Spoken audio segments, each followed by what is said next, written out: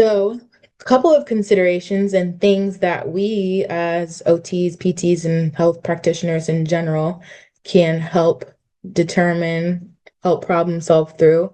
What is the time of day that's going to work? And I think us understanding and knowing what are the time frames in which this is supposed to be completed is helpful too. I can't tell you how many times someone has told me like their bowel program takes 2 hours, and I'm like, that's not normal. This is probably something that we should revisit so that we can make you more efficient. Because if you take 2 hours, that means that's 2 hours out of your day that you can't do something else. Now you have to start work later or whatever the case may be.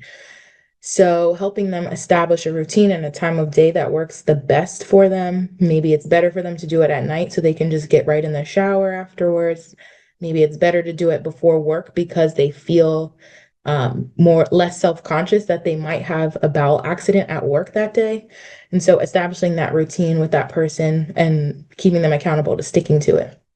And then positioning, if we're working on trunk control and we're working on balance and dynamic balance, what is the position in which this person is going to be sitting to complete this task? Are they sitting on a shower chair where they don't really have anything to hold on to or guardrails?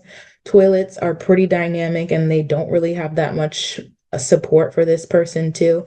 A bed is always easier because this person can do it laying down in the bed, or they might be more supported in the bed. But thinking about what is the position in which this person is going to conduct their bowel program, and are we making sure that our interventions are challenging them or targeting that position, or are we placing them in those true positions more often in therapy for that transference and those transferable skills? Monica said, forcefully advocating for a regular program. Hardest part is they just can't or won't buy in. Yes.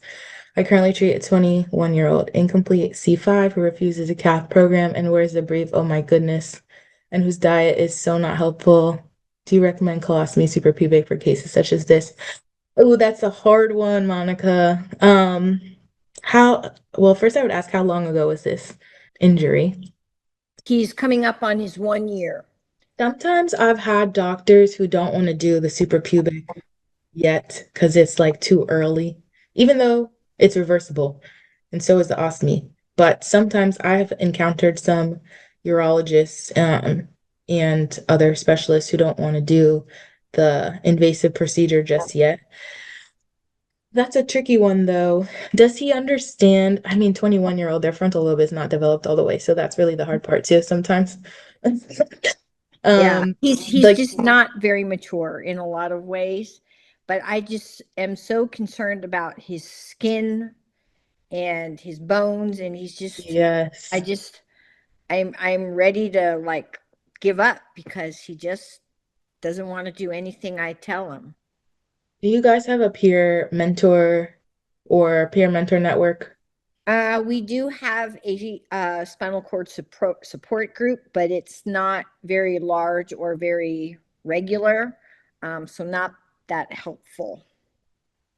Have you ever checked out the Christopher Reeve peer mentor group? They have Ah, Christopher Reeve. Yeah, they have a web on their website. You can request peer mentors. I have found sometimes when I feel like the information is just not sticking from me, when I uh-huh. send somebody in who has had the same, injury closer to their age level, who's a little further out, like that person comes and talks to them. And I don't know what miracles they do when they sit and meet together, but the person that like my patient will come out and be like, oh my gosh, they told me so many things and they're rattling off all this stuff that I've already obviously told them. But it comes from a different person that they feel like, they can understand me so much better. So I would try a peer mentor if possible, if you can connect with them. So that's And Christopher Reeve's peer network. yeah, on the Christopher Reeve website, they have a section where you can look for a peer mentor.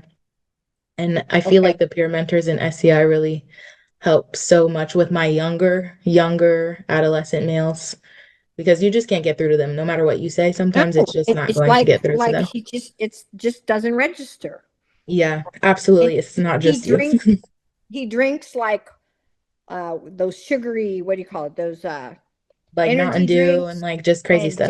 junk food, and I mean it's just a mess, and his mom just buys it. You know what I mean? It's Yeah. like she says, well, that's what he wants. And it's like, well, who feeds it to him? He's not feeding himself.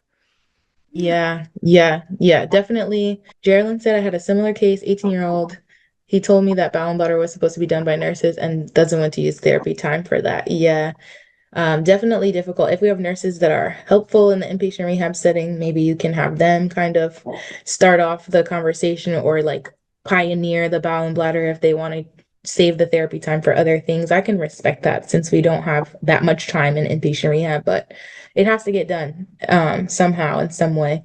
And again, sometimes in the early stages it just doesn't stick, but in the chronic stages, sometimes it doesn't stick then either. So, but I would explore the peer mentor if you haven't done that yet, and hopefully you can find one.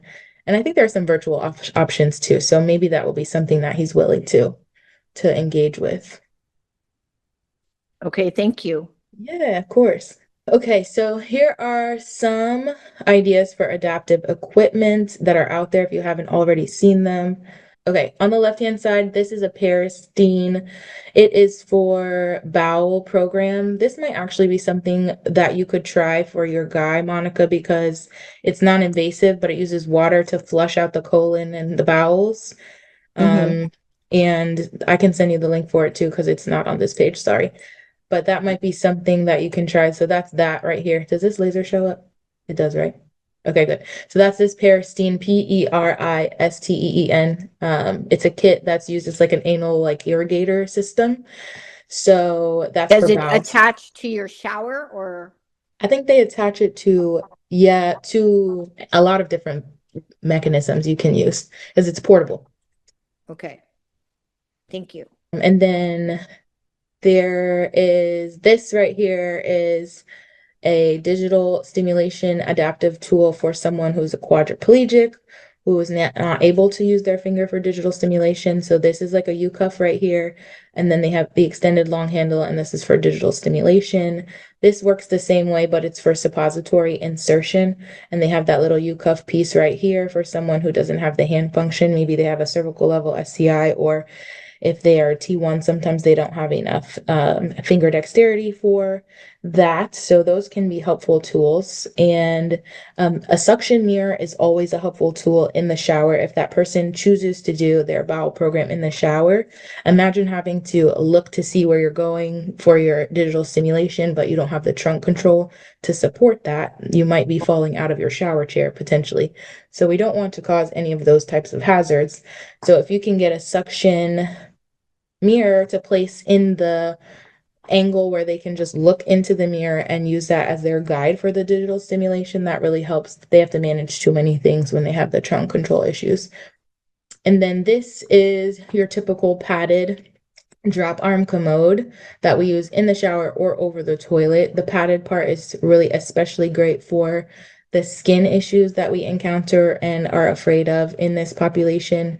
And the nice thing about some of these is that this section right here can be taken out and moved. And if you haven't, somebody taught me this a couple years ago where they took this part and put it to the side, and instead of this opening being in the front, it was like to the side on this side. So it was so much easier for that person to do the insertion for their finger or for cleaning or for whatever, because they can approach from the side instead of the front, considering the trunk control issues and just like being able to reach and that kind of stuff. And that small little change will really make such a big difference for them.